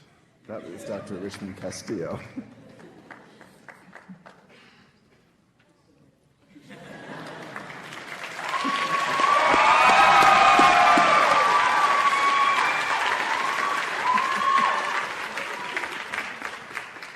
Now, Dr. Shamanti Hassan.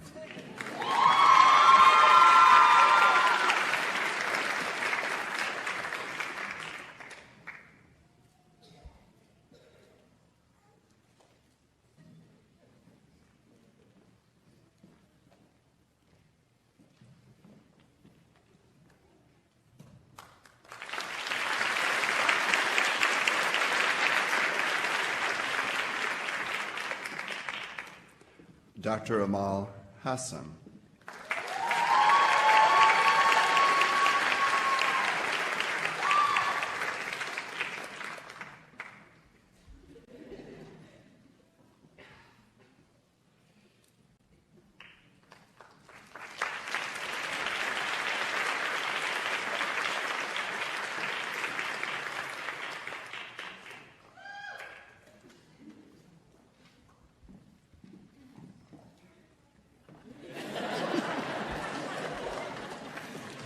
Dr. D.R. Itayam.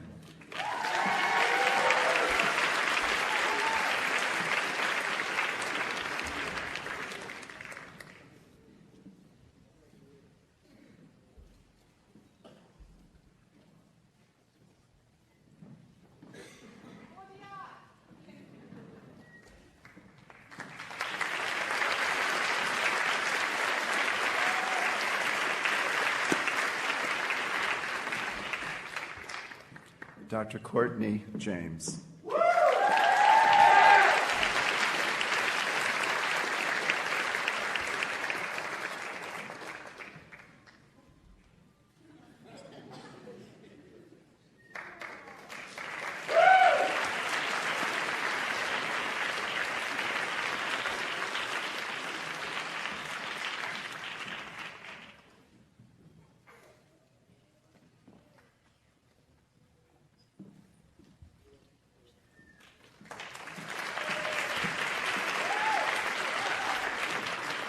Dr. Casey Johnson.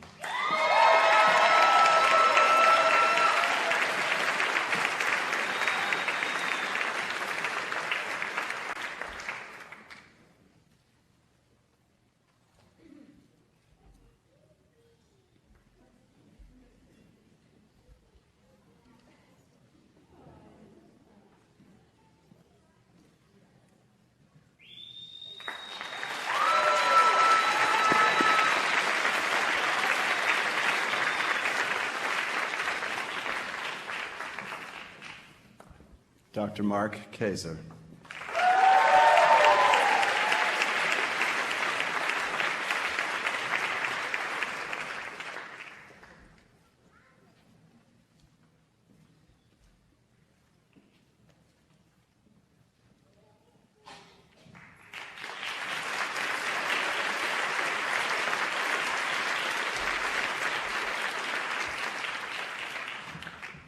Dr. Grace Kim.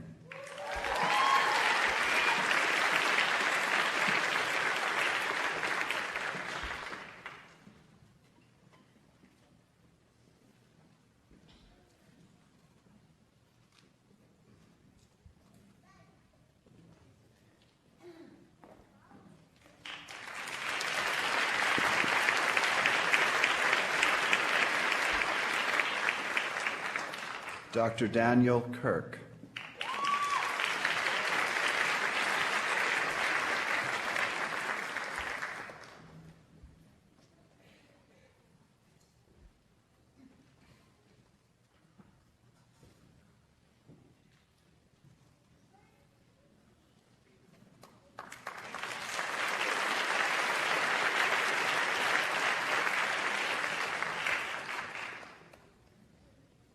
Dr. Misha Krushelnitsky.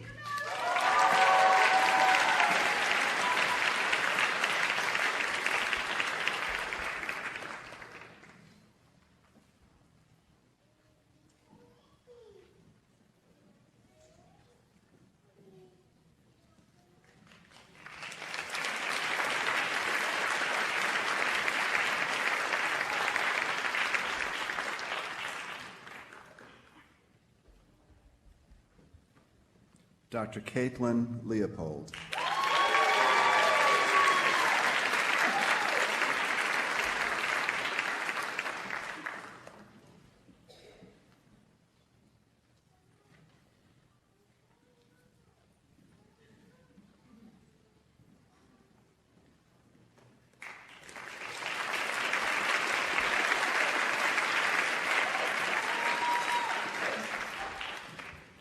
Dr. Teodros Mamo.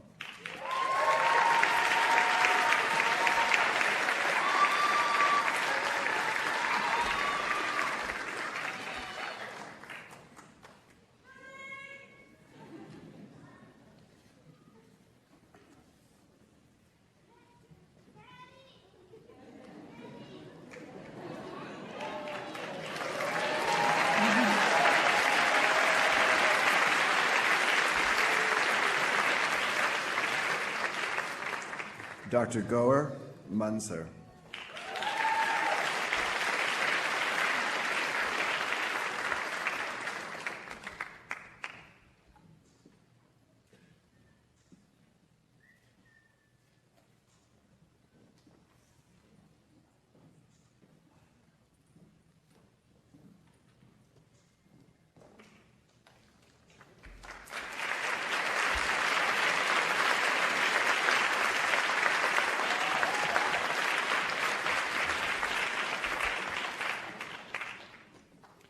Dr. John Marinelli.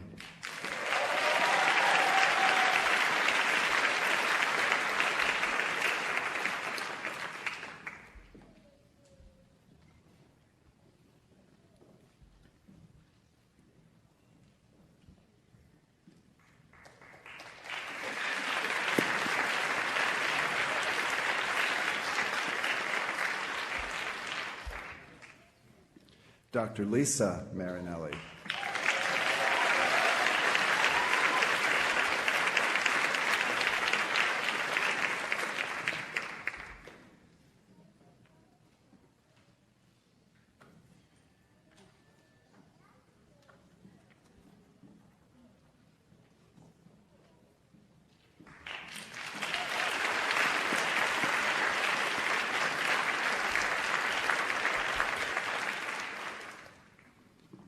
Dr. Carmen Montagnan.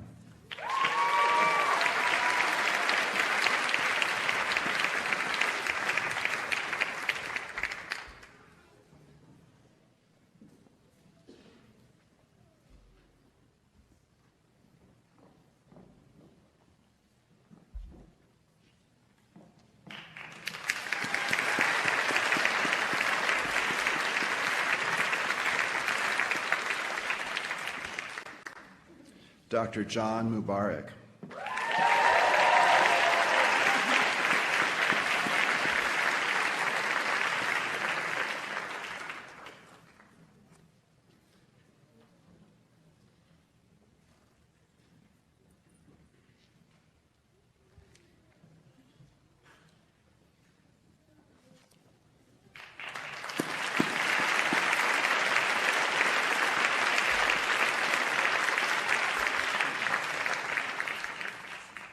Dr. Benjamin Mundell.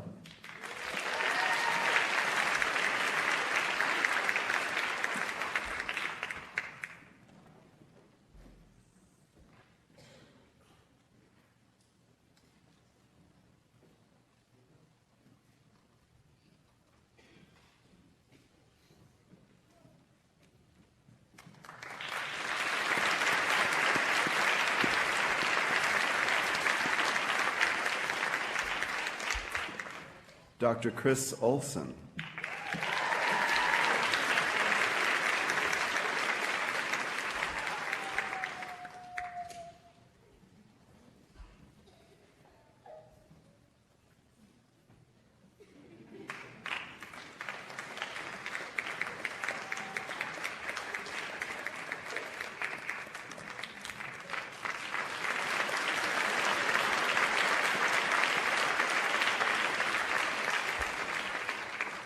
Dr. Thunmei Pai.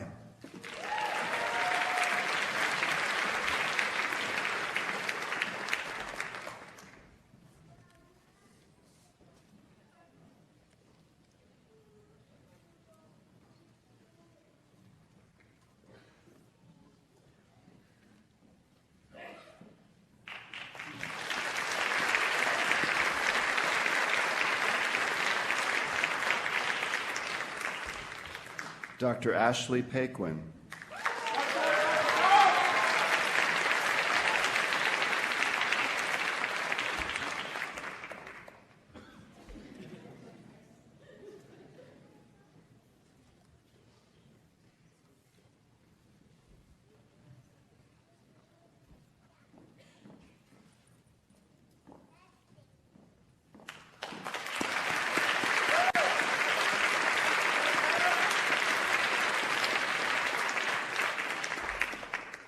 Dr. Haley Patterson.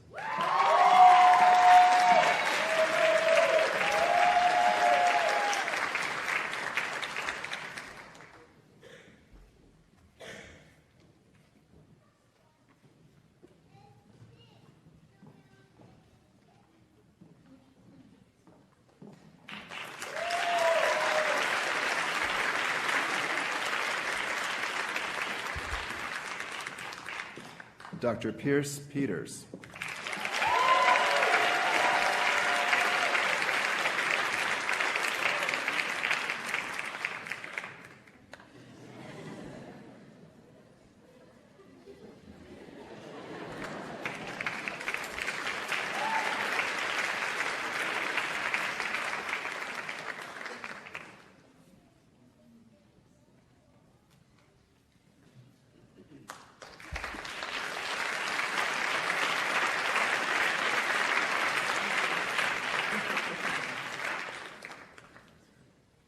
Dr. Amanda Porter.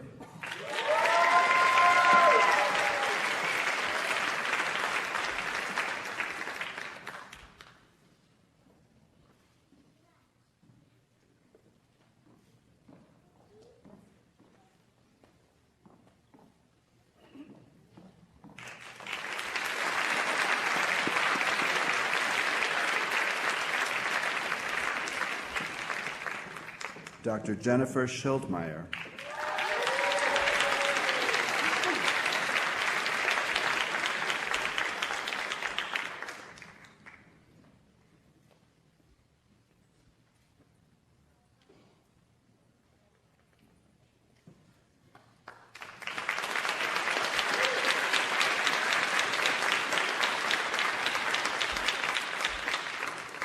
Dr. John Schupbach.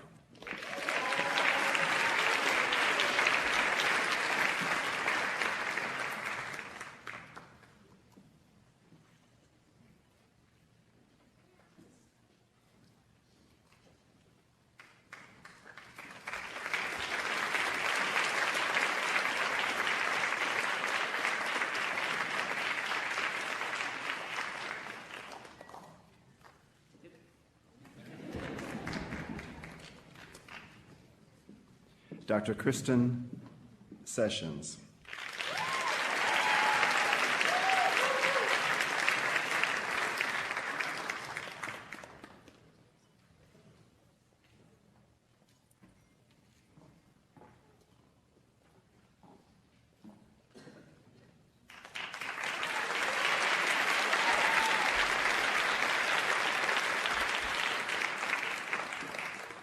Dr. Samia Shah.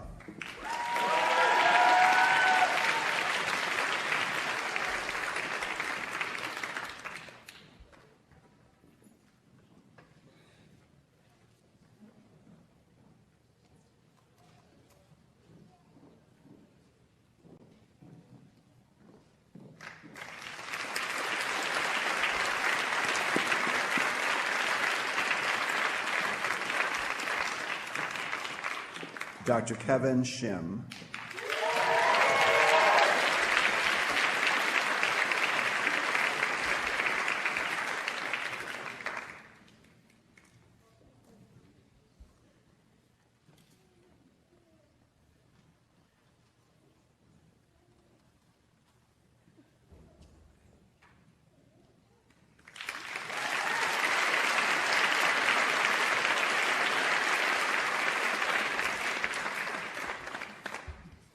Dr. Lauren Smith.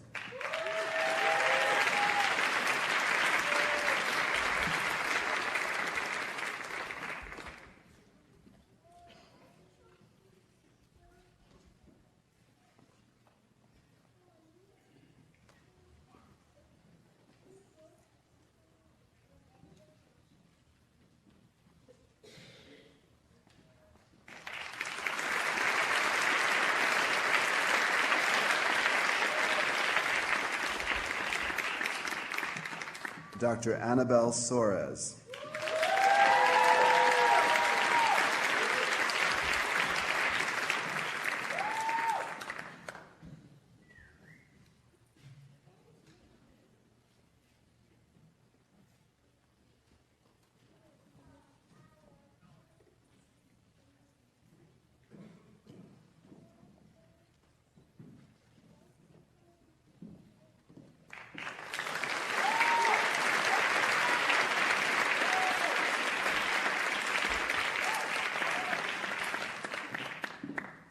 Dr. Dylan Sukup.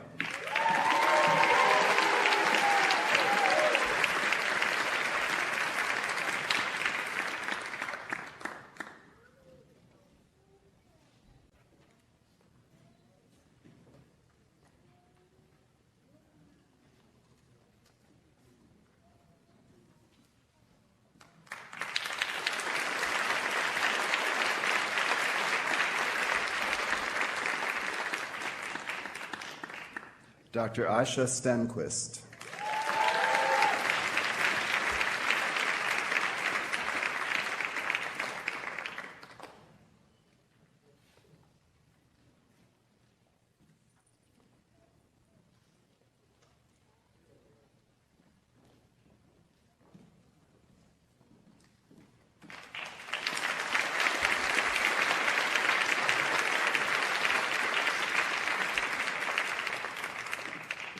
Dr. Kiri Sundie.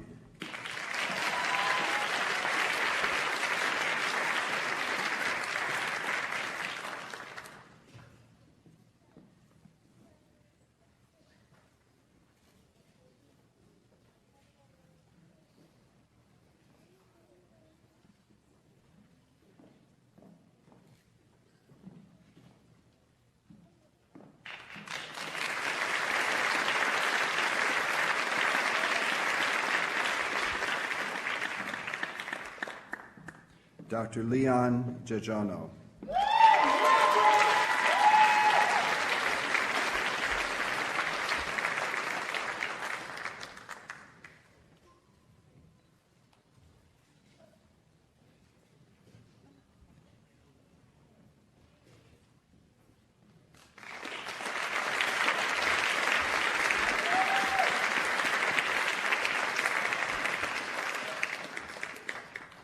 Dr. Maria Torres.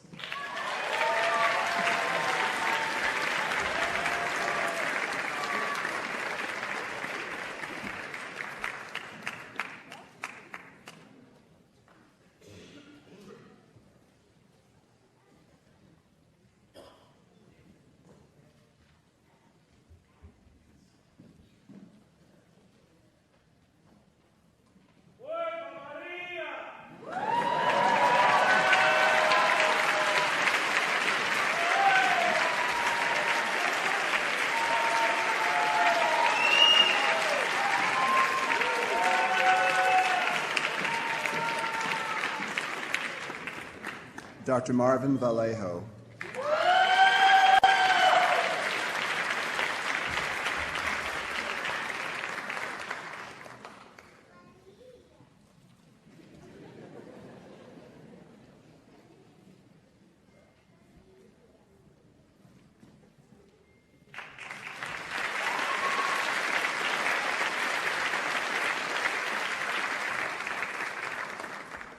Dr. Nathan Vincent.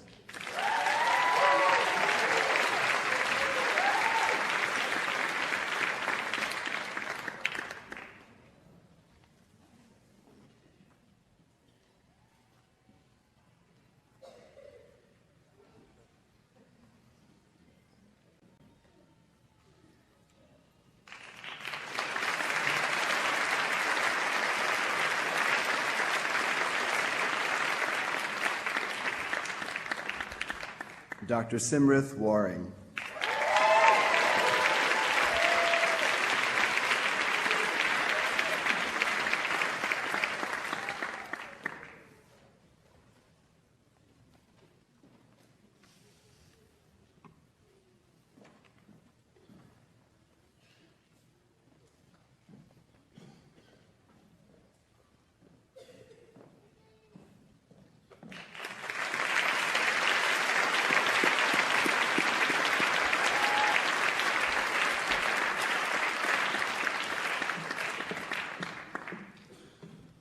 I now ask the Mayo Clinic Alex School of Medicine class of 2019 to please turn your tassels to the left.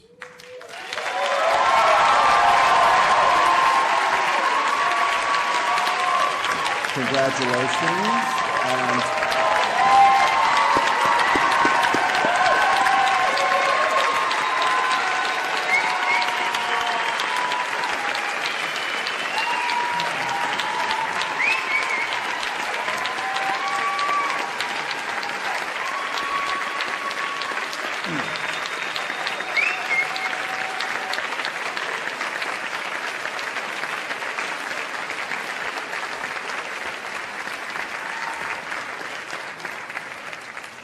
could I ask all the graduates to stand? I hereby confer your degrees with all the honors, privileges, and obligations belonging to that degree. Ladies and gentlemen, the class of 2019.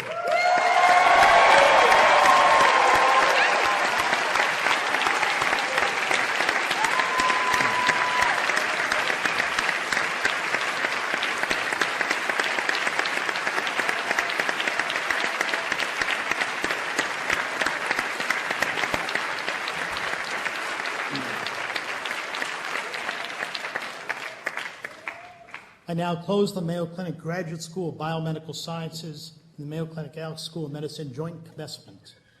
I want to express our collective deep appreciation and honor to Dr. Richard Axel for coming here today. Thank you.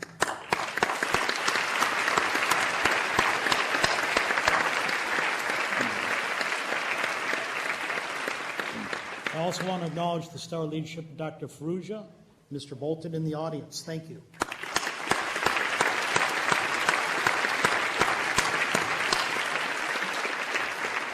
I want to acknowledge our entire faculty, clinical, research, our administrative staff here for having a great Mayo Clinic College of Medicine and Science. We applaud you.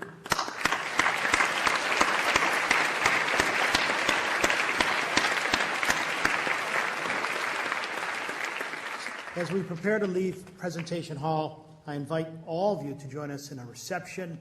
We'll be off to the left that way. Please let the graduates of the faculty exit first through a processional. Thank you very much for joining us. Congratulations.